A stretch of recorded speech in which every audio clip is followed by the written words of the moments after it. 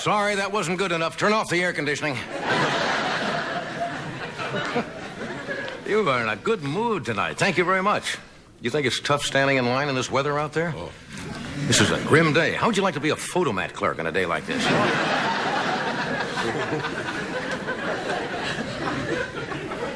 Where do those people go to the bathroom?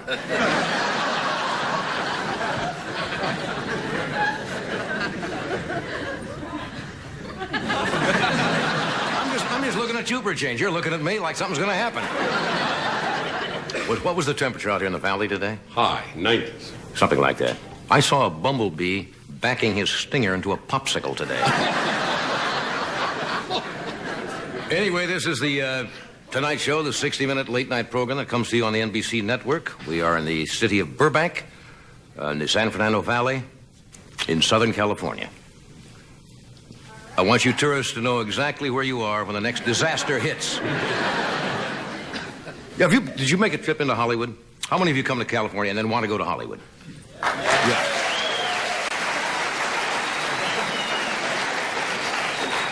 It is not your normal little village. It's a strange community. Where else in the world would you see a nun driving a Mercedes with a personalized license plate that says, God's gal?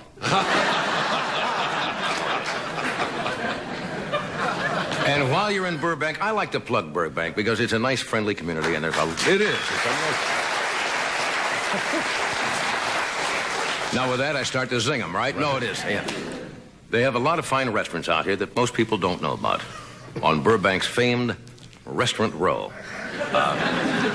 My favorite new Mexican restaurant. Have you been there? No. Opened just a couple of months ago. Pepe's Bismol.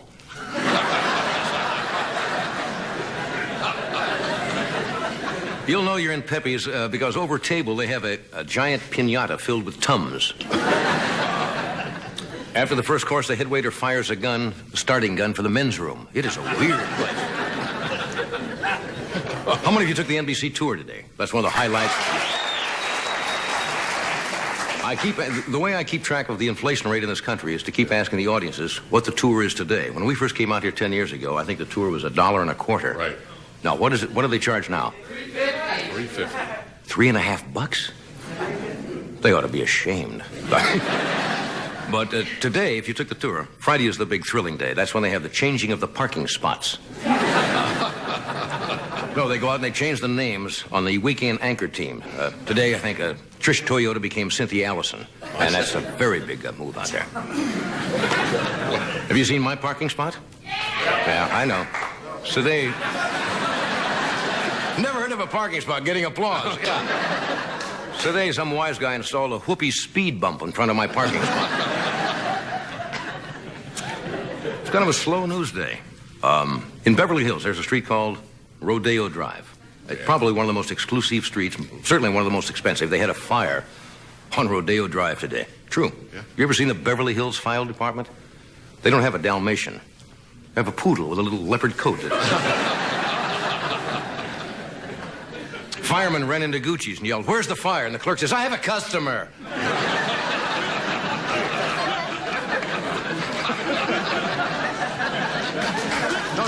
No, don't. Yes, they would. It has to come from the heart. You don't feel that it was sure there. There was some interesting news about our sister network. Well, not our sister network. I guess our rival network, CBS. Apparently is having some financial problems. They're cutting back on their personnel, including the series stars. And true, if you look at Dallas tonight, you'll notice the Jeffersons are working as domestics for JR. It is particularly bad in the news department. CBS had to cut back on the pine tar for Mike Wallace's hair.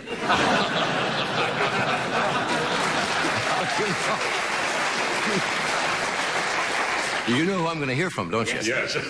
Mike is very sensitive about that. Very. So I should say right now, to the best of my knowledge, Mike Wallace does not dye his hair. What he does, he bleaches his face.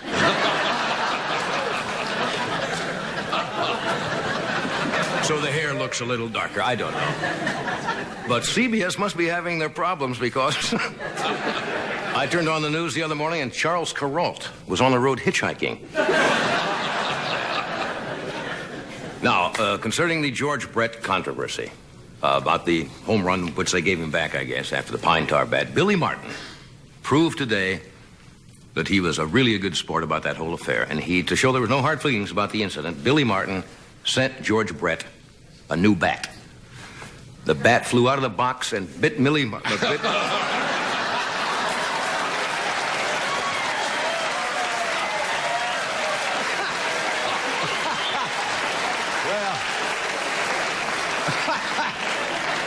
Something like that. Bat flew out of the box and bit George Brett on the neck, was the way the joke goes, but it doesn't make any difference now anyway. I do think the Yankees could have been a little more gracious in the way they ended the controversy. I don't think it was nice to say to Brett, give him back his hemorrhoids, too.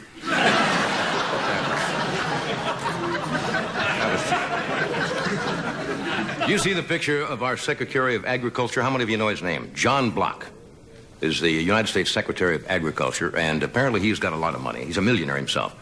But he wanted to prove that a family, an average family in this country, could eat on $58 a week and have a satisfactory diet. That might be true, I think, if they went to the racetrack and won the 6 picks. Where you have to pick 6 races. Bat came right out of the box. Okay, tonight. We have a good show tonight. We have Carrie Fisher with us tonight. And she is here. Carrie is here. Garry, of course, is here because Return of the Jedi has not been getting enough publicity. It's a big picture. We have Garry Shandling, who's a bright, funny young comedian. We are going to try to show tonight what actually happened in the presidential debate in 1980 between Jimmy Carter and Ronald Reagan. There has been some controversy that Reagan was tipped off, had Carter's briefing book.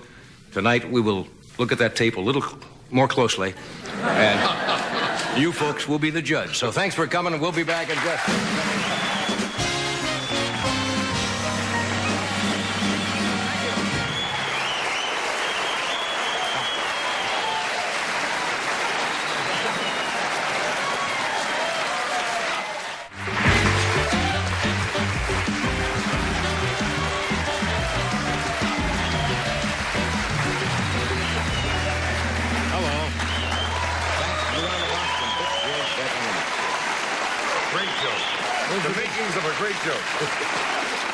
My first guest, I'm sure everybody in the world knows. She has played, I think, twice already, the Princess Leia, right? Yes. Kind of a feisty heroine in Return of the Jedi, and she did 2 earlier chapters of that. So this is her 3rd time.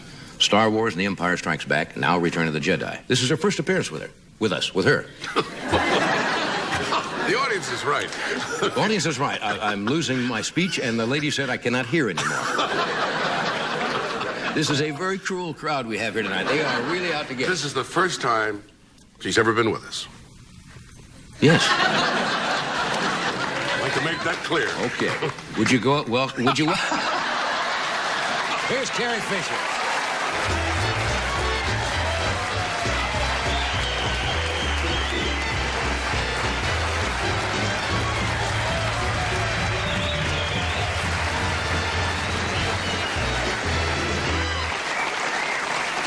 Carry the little footstool, I think. We have a little. Don't. Oh, you see that just comes right out there. Yeah, thank you. It's called our Princess Footstool. I don't know what's happening with my speech this evening. Well, Everything seems to be coming out garbled. You ever have days like that when you start I to? hope it's not tonight, but yes, I do have days like that. You start to say something, and you're either thinking ahead. What do they call that? There's a word for that. Making a big mistake. No, I had it a lot with some of the science fiction talk we had to say. I placed dialogue. information vital to the survival of the rebellion of the memory system of the ZAR-2 unit. Give me that again now. That's not easy. I have some. I have placed information vital to the survival of the rebellion of the memory of the ZAR-2 unit. That's murder. Yeah. What happens? What happens? I think very often, whether there's television or movies, once you are conscious that it is almost impossible to get it because it starts to get funny.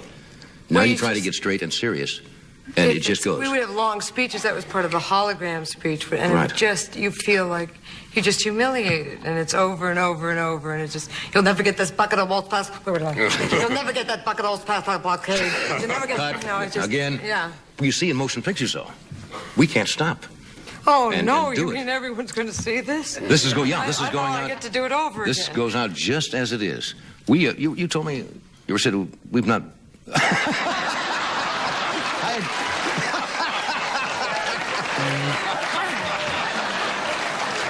I've got too much pine tar in my throat. I had two questions in mind. I was going to say we had not met before, and I knew, and then I was changing the question to say I saw you. Of course, I saw you. You were sitting in a chair in makeup, and you said, "I'm trying not to be nervous." I said, "Why would you be nervous on this show?" This is easy. I've never been on this show, and Yeah. it's I do get nervous. I don't know what I'm going to say, and I think I'm going to go. Yeah, don't worry about it. But we did meet, I understand, some years ago in Las Vegas. Yes, but I think I was about 13 years old, and I just used to try and hide in Las Vegas. I don't think it's appropriate to be in Las Vegas at 13. You don't really know what to do. I never did it. The only thing I could figure out to do... Was your mother working there at the time? Yeah, and I was in her act. We probably should establish that you are the child of Debbie Reynolds and Eddie Fisher, right? I guess we should establish that. Well, Let's get it over with. well, people might not remember when you say I was working there. Your mother was working there. So I was working in a nightclub act, and I was 13, so there's not much for you to do. You can't gamble, so I would try and think up things to do. So page people by the pool. Adolf Hitler, please. Mr. Hitler, please. You're kidding. Well, you're 13. You want to make Greta Garbo, and you get people looking at it. I mean, Page you people that are work there. gone. What do you do to make it interesting? Well, I was asleep most of the day. How come you would be working in a nightclub act at age 13? Was that allowed?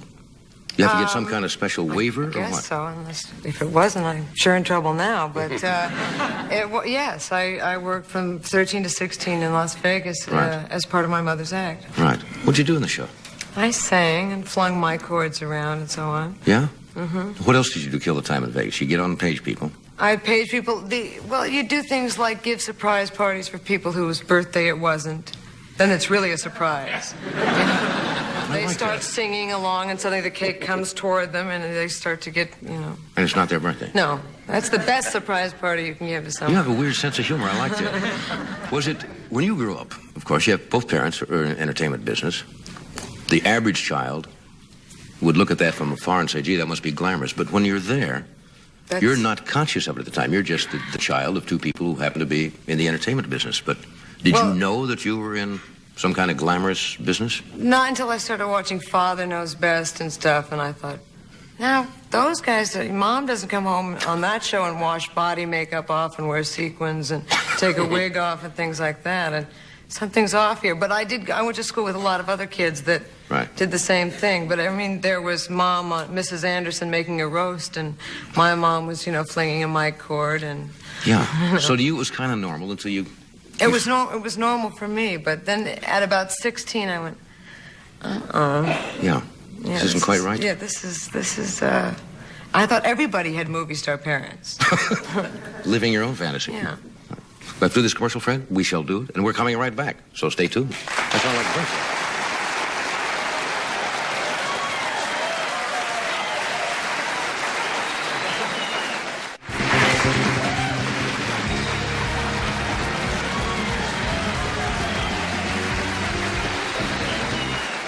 We are back. Merchandising. We're talking with Carrie Fisher. Who did you hang out with as kids? Who were some of the other kids? Were they also children of movie stars? It would be studio heads, children, and Dean Martin's children, and it would be like that. Just normal, everyday kids. Just all regular, yeah. Somebody told me you were not allowed to get dirty. No, we were photographed a lot. Oh, we were allowed sort of once a week. We were let loose on the gutter, and then we could get dirty, which is a big thrill for us. It's one of the reasons I went into show business was I visited the set and watched my mother fall in mud and stuff, and I thought, well, there's a way to do it. But as a child, because of the demands of the pictures all the time, they would... Yeah, there are more photographs of me, and I had a horror of it. I grew up on a movie star map. Right. I mean, you know. No, I didn't, though. You see, not as a child. But, yeah, I guess there is I could get traumatized by it if it's still photographs and those light bulbs going off. Does it still bother you when the press shows up? Do you Not get as much. But, I mean, I was in Modern Screen at 2 hours old, and it wasn't even a good picture. You were aware that they didn't get your right side at 2 hours old? Angle, you know. Good angle at 2 hours old. Now, you're in this picture, Return of the Jedi. You've done Star Wars Empire Strikes Back. It's become a big business, these pictures. How much has this picture made so far? I keep reading every day. Something like $200 million already. So, yeah. And will probably be one of the biggest grossing pictures of all times. And somebody said you felt a little awkward coming here to talk about this picture because it doesn't need a lot of help. I was going to bring a clip of another film, so because I just thought, well... You know. I always ask people, what's the worst picture they ever made? I don't know why. Maybe it's just my... What's the worst picture? The worst picture you're ever in. Usually for me, it's when the experience of making it isn't right. so much fun. I didn't have that much fun making Under the Rainbow. Yes. Now, when you do pictures like Star Wars and so forth, you don't see everything that's going on around you, do you? Because a lot of that stuff is done later. No, most special of it. effects. So we just have they just say there's going to be a giant, horrible monster with mucus falling from its face. And just do that. That's got to be a little difficult because... I started doing the films when I was 19 years old, so right. it's sort of like that's one of my specialties. Is reacting to... It's something that's not there. I have trouble reacting to things that are there now. I'm so used to reacting to things that aren't there. Johnny. I understand. I'm reacting now to things that aren't there, yes. We have a film clip. Where does this take place in the picture? Well, I think this is with one of the Ewoks, which are the sort of teddy bear people that also can kill stormtroopers. Effective teddy bears. You have to buy the premise. Okay, roll it. Those of you who have seen the picture will know the scene. Cut it out!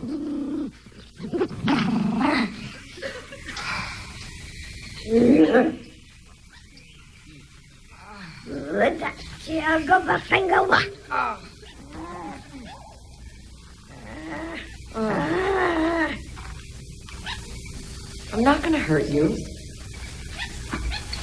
Oh. Come on, sit down. I promise I won't hurt you. Now come here. No. All right. You want something to eat?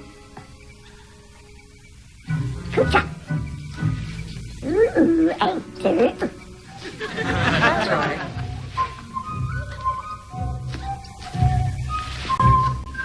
Come on.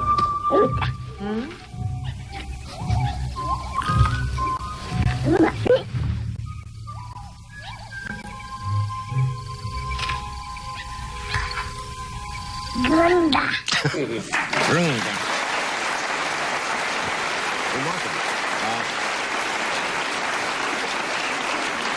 Well, the beginning of Star Wars when you're 19, are you afraid you might get typecast as Princess Leia?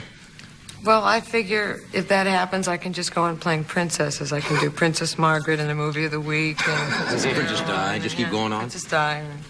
They probably know you all over the world, don't they? Because, all these pictures now are almost in worldwide distribution. Well, as Princess Leia, if I went around with that silly hat or walked around with a little furry creature, Except here in Hollywood. No, then they wouldn't bother me. No, they're just a couple of people out for a stroll. We'll take a break? All right, we take a break, then we're going to come back for the inside story of the Carter-Reagan debate. Right after that.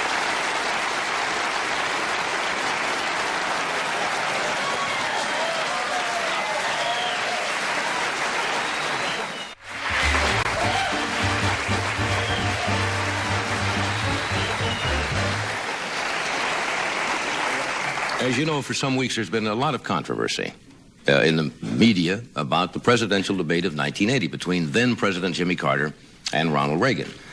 And there have been allegations made, and apparently it happened, that somebody from the Carter staff at that time made available to Reagan aides Carter's briefing book. So therefore, Reagan was better able to know Carter's strategy in the debate and anticipate his questions.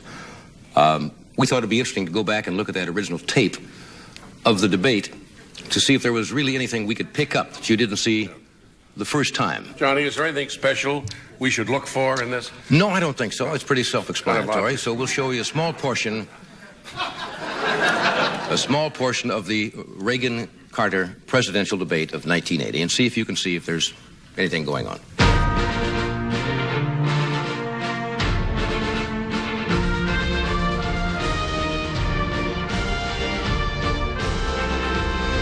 Next Tuesday is Election Day. Tonight, voters will have an opportunity to see and hear the major party candidates for the presidency state their views in a presidential debate. The League of Women Voters is pleased to welcome to the Cleveland, Ohio Convention Center Music Hall President Jimmy Carter, the Democratic Party's candidate for re-election to the presidency, and Governor Ronald Reagan of California, the Republican Party's candidate for the presidency. The questions will be posed by a panel of these distinguished journalists. The ground rules, as agreed to by you gentlemen, are these. Each panelist will ask a question to the candidate. The candidate will have 30 seconds to respond. The other candidate will then have an opportunity for rebuttal if he chooses. Also, the candidates are not permitted to bring prepared notes to the podium. Now, based on a toss of the coin, President Carter will respond to the first question.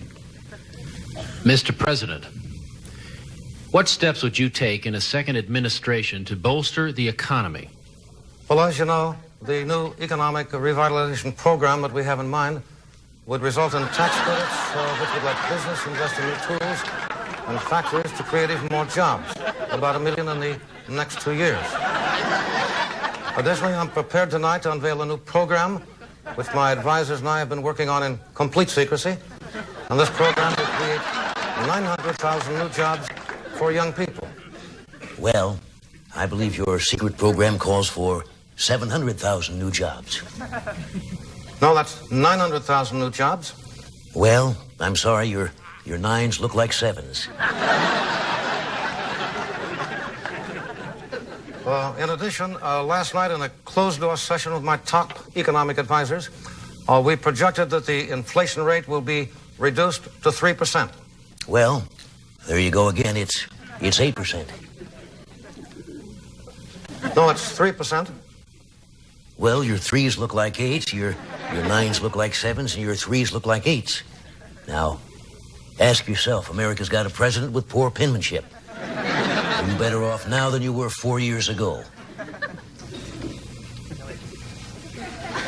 Governor Reagan, if you were president, how would you deal with the Russian military buildup in Afghanistan?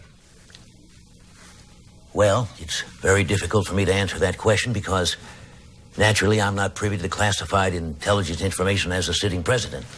So, maybe that question should be addressed to Mr. Carter. President Carter. In regard to Afghanistan, the top secret information I have received in my latest confidential military briefings indicates that they have over 4 Russian divisions, and just yesterday these troops are being reinforced with 2 armored divisions and 5 artillery battalions, not counting the 7 squadrons of air support, or the division of paratroopers massed on the border.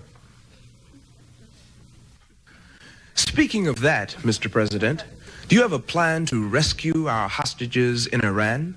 Yes, we certainly do, but as you can understand, it's a delicate matter, and I'm not at liberty to divulge it at this time. Helicopter raid. Mr. Reagan, your critics have said that as president, you might too quickly resort to the use of nuclear weapons to settle a conflict. Well, I had a discussion about nuclear weapons the other day with my daughter Amy. And I told her a story about when I was a peanut farmer in Georgia with my wife Rosalind. Governor Reagan, peanut farmer in Georgia? And your wife Rosalind? Well, I played a peanut farmer with Rosalind Russell. Had a great love scene. That Rosalind could kiss like a nuclear bomb. I hope that answers your questions about the all-important nuclear race. Mr. Carter, do you have any questions you'd like to ask Mr. Reagan directly? Well, yes, he's got 3. And the answers are yes, no, and Jockey Brand. He answered the question even before I asked him. Well, Nancy says I'm psychic, and so does George Will. God bless you. That's you.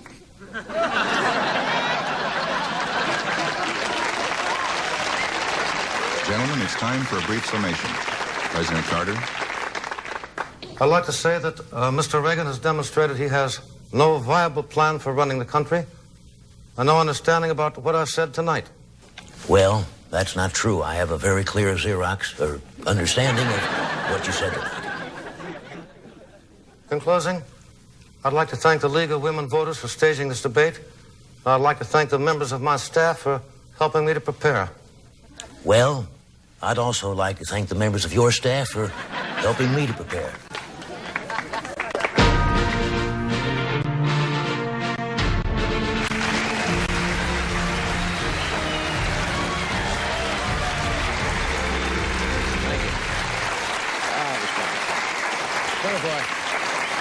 I guess you have to draw your own conclusions now that we've seen the I debate. saw a couple of things looked a little funny. Possibly he might have had some advanced information. I don't know. When we did that, we had to tape that on Tuesday and Wednesday of this week. And it's similar to what you do in the pictures. You're reacting to something that is not there. We had to do Carter first, and then leave room, looking at nothing, reacting to nothing. So with somebody reading the lines. Then the second day, what you do, you take the tape that you've done of Carter, then you stand at the podium and react to what you're hearing on that tape, and then the panel was all done separately, and it was all cut and put together. Our director, Bobby Quinn. Who's the tape editor on that, Bobby? I work with you. Skip Hornbrook. You did a wonderful job. You put it together beautifully. And I want to thank the writers, Harry Blake, Bob Sinclair, and Sandy of our makeup staff for doing all the wonderful makeup. You think Fred, you know the president pretty well. Do you think he'd like a copy of that? If he calls, I'll send it. Yeah, if Kissinger shows up, give him the tape. Take a break? Take a break. We'll be right back.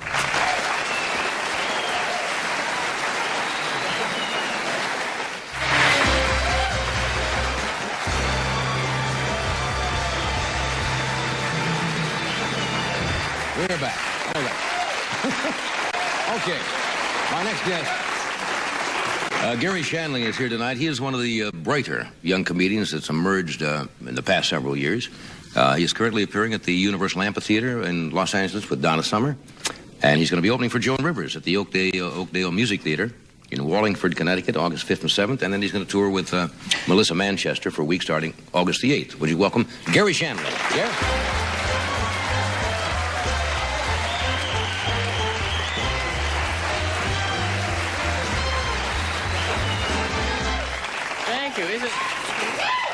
Well, thank you, sir. I'm happy to be here. How many of you have seen me before? Applaud. People who've seen me before. Great. Well, great. There goes that material. No, actually, I write every day, and I keep my material fresh, so it's all right. So, what do you think about this Watergate thing? Boy, that was...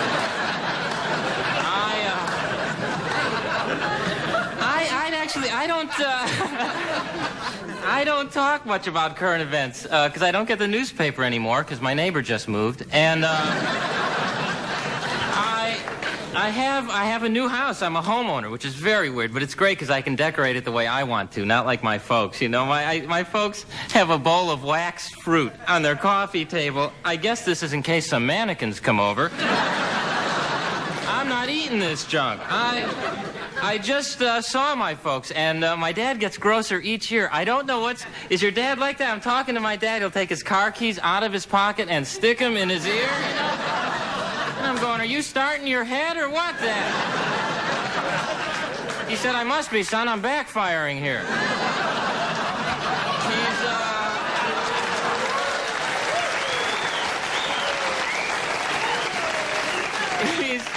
And then he wears this summer outfit now. Does your dad have the summer outfit? Plaid golf cap, white tank top T-shirt, plaid Bermuda shorts. He looks like a thermos, basically, from a distance.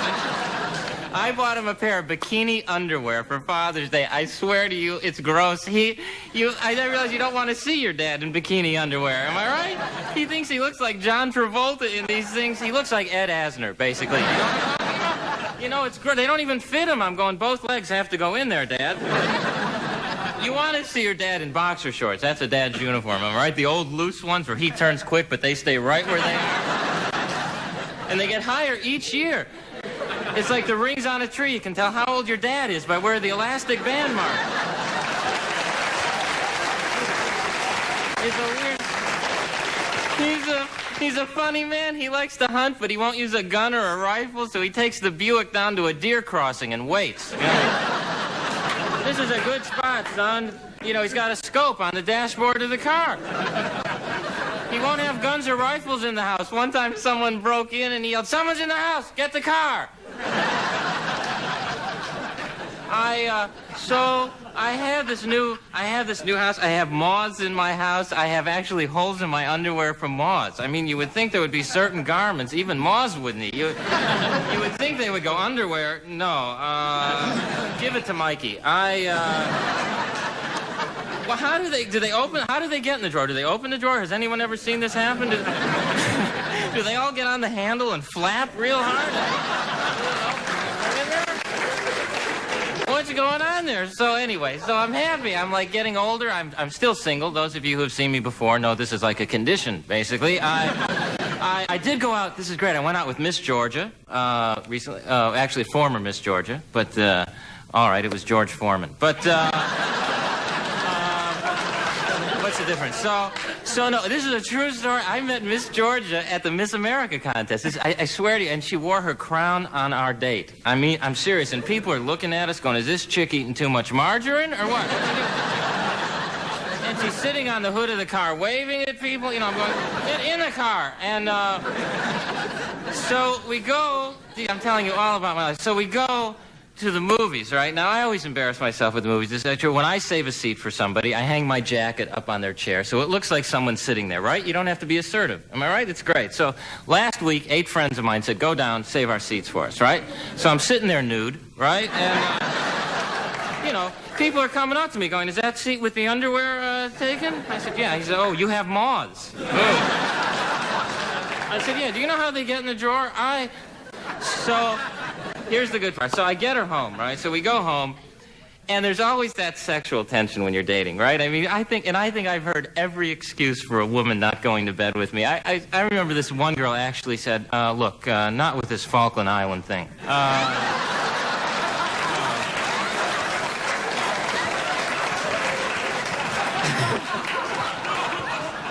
I said, "That was over a year ago." She said, "I haven't gotten over it yet." I said, "Well, I can understand that, Mrs. Thatcher. I can understand that." So, actually, I'm great in bed. No, I never fall out. I have guardrails. I have a hospital bed, basically. I have a mirror above my bed, and on it says, "Objects are larger than they appear."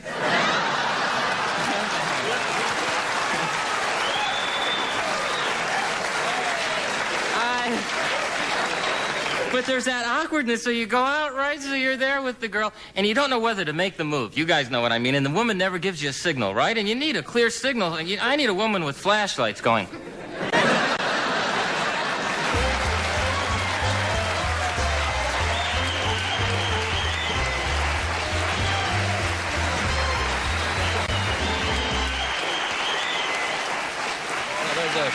That's funny stuff, Garry. Good, Garry. That's very funny stuff. Thanks. You brought up a good observation there. Why do they put rear view mirrors on cars that say objects may be closer than they appear? What good is that when you're driving? I mean, you got to fly there. If you think it's 100 feet back and it's 10 feet off your... Yeah, it's scary. If you see a big, like, Mack truck, you probably figure, it's a Volkswagen behind. So I'll cut them off. I don't care. So how's it like being single? Oh, it's about... Well, you should know. You should know. No, it's hard meeting new women. I'm happy to meet you. Yeah. Your parents are Eddie Fisher and Debbie Reynolds. Maybe you know my folks, Irv and Muriel Shandling. Irv and Muriel Shandling?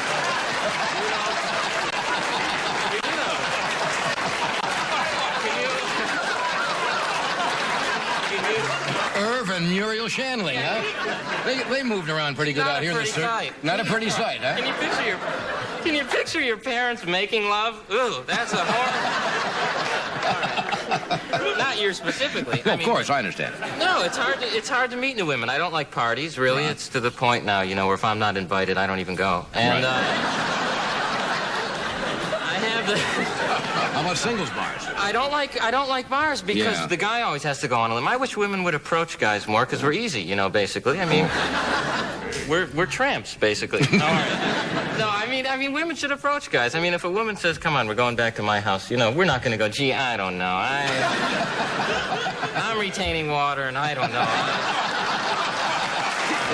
I just go on. Yeah, but here's a fake phone number. Give me a call. I just got one of those new cordless remote phones, right? So I can be rejected up to 700 feet from my house. No, that's okay. I'm in the pool. No, my mother used to fix me up with girls. That was interesting. She used to say, you gotta meet this girl. She's big boned. Big boned. Oh, is she a brontosaurus, Mom? Then my mother would say, no, she's got a complexion like ivory, right? So I'd go, oh, great, I got a big woman with tusks. That's great. But the key phrase she always said, this is true, is, well, she's pretty in her own way. You know, I used to say, well, then put her with her own kind. All the girls like her.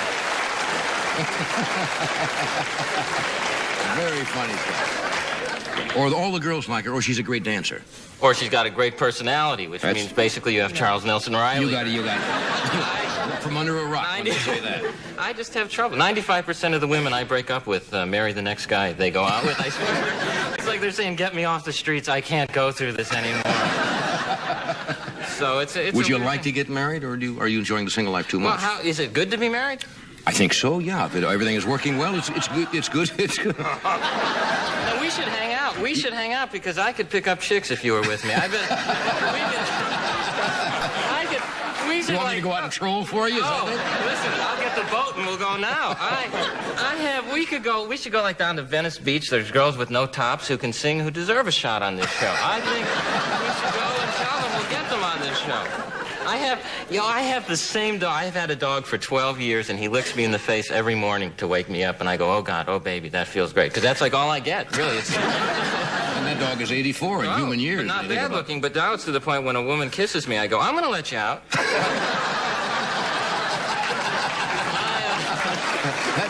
We'll take a break. We'll be right back.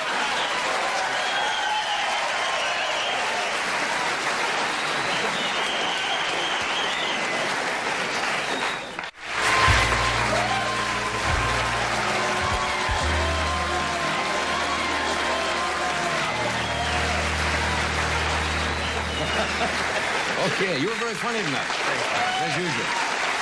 Have a good trip, then you're going out with Melissa Manchester and open for Joan. I'm going out with Joan Rivers next week, and then Melissa, and I'm really looking forward to it. Yeah, have a nice week.